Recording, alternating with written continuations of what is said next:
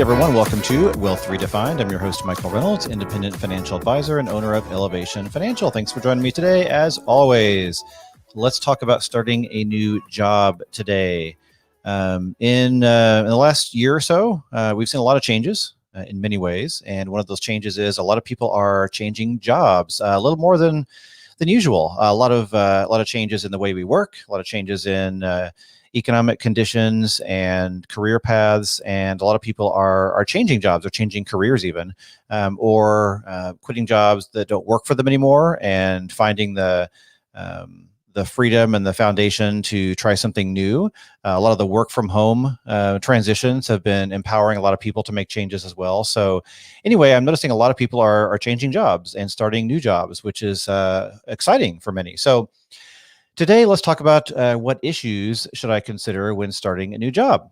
And I'm going to try something new for this episode that going forward I'll be doing more of, and that is I will be providing a checklist version of this episode for download on the landing page for this podcast episode. So when you go to my website, I'll tell you more about that at the end of the episode, but you can go download a checklist version of this episode. That way you can kind of have a checklist in front of you to remember what we talked about today and have that handy for your own personal use. So you'll be able to download that.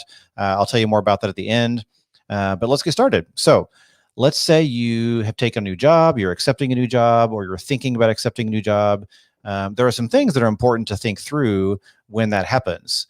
Just some general housekeeping items to think through when you are leaving one job and starting another one. So let's first talk about just the general cash flow considerations. So from a cash flow standpoint, you want to ask, is your income changing substantially? If it is, either going down for maybe higher quality of life or going up for more income and hopefully also more quality of life. But in general, if your income is changing substantially, how's that going to affect your cash flow?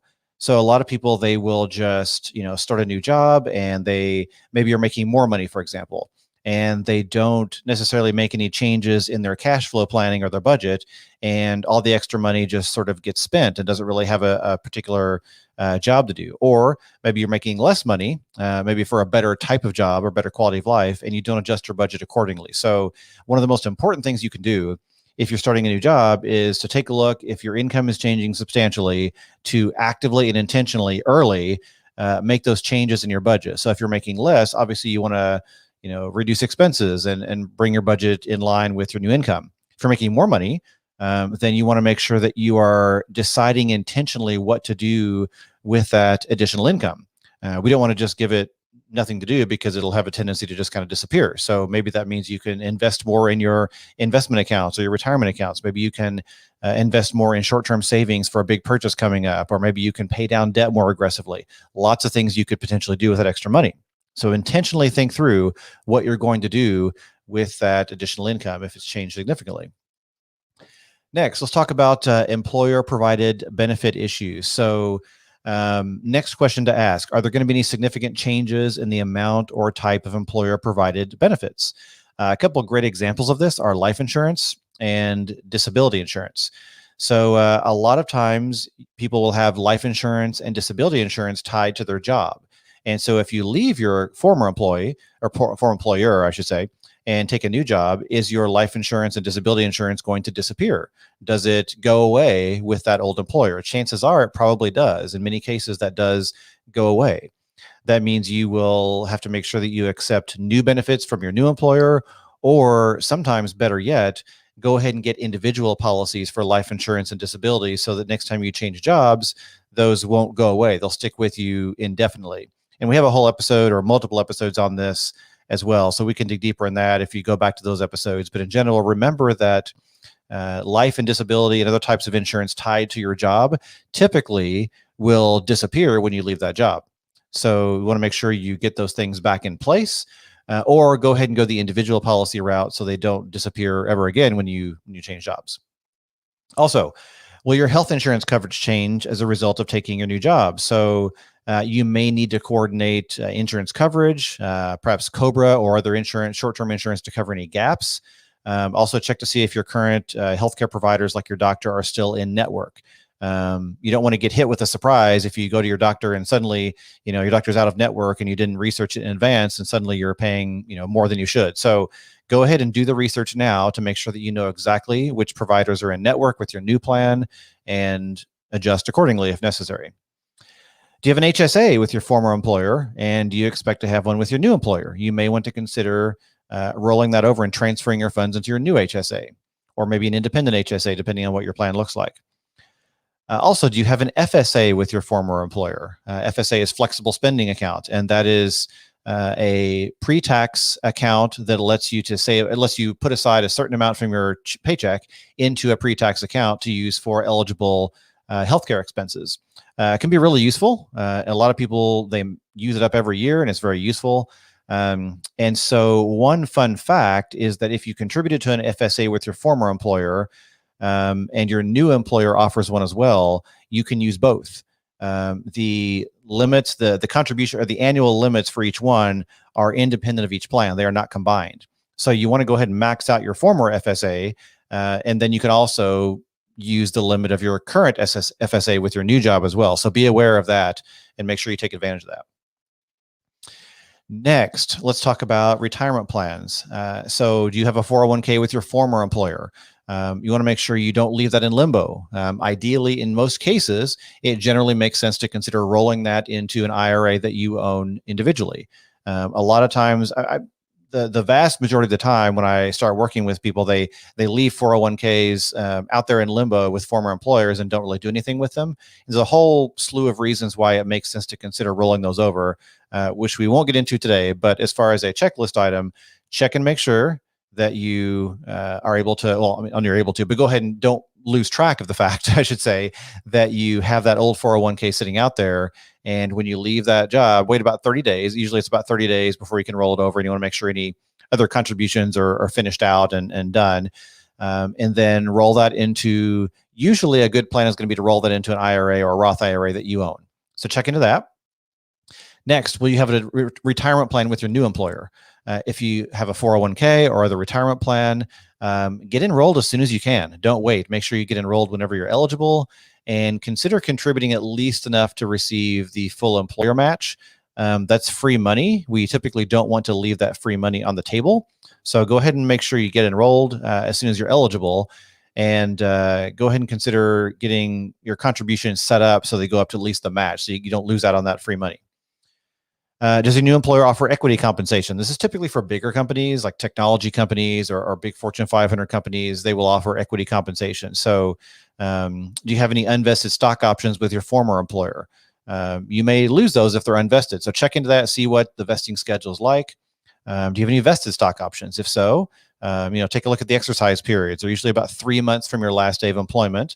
But in some cases, you have to exercise the options before you leave. So before you leave your former job, look into the exercise options in your vested stock options and see what the rules are so you don't lose out.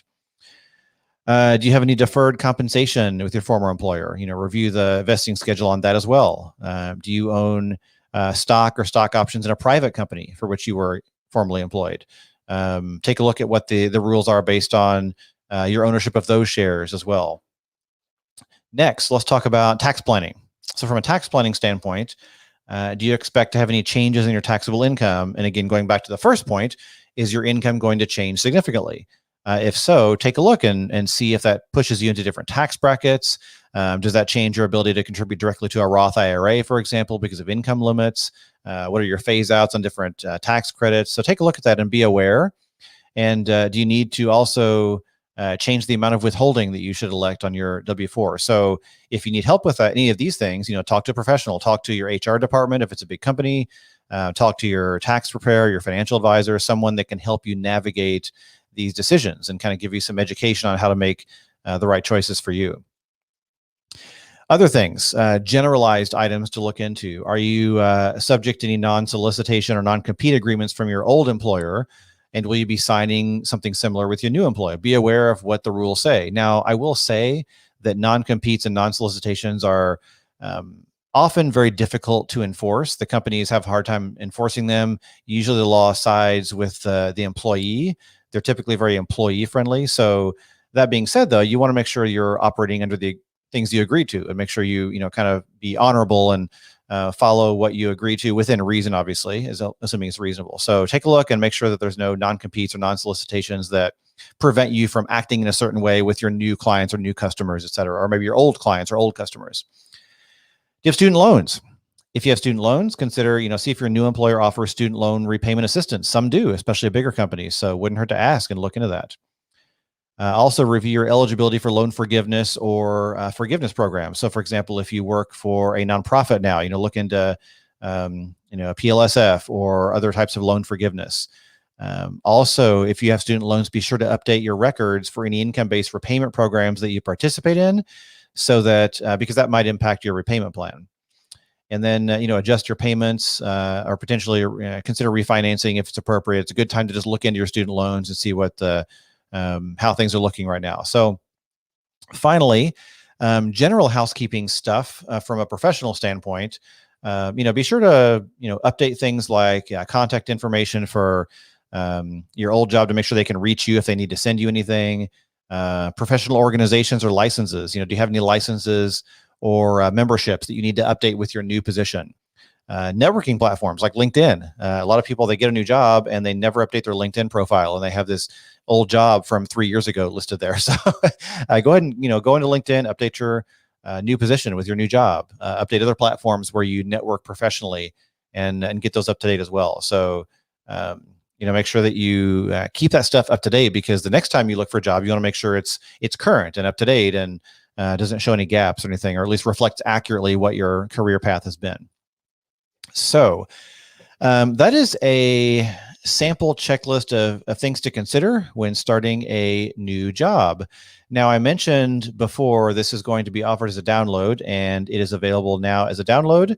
I won't be doing this with every episode, because some episodes don't really align with this, kind of checklist process, but this one does, and many more will. So I'll be starting to add these more and more. So if you go to this episode on my website, which is episode 108, just click on on my website, it goes to resources and then a Wealth Redefined podcast, and look for episode 108. And if you click on that episode and go to the detail view and the landing page for it, you'll see a little link that says, download supplemental flowchart.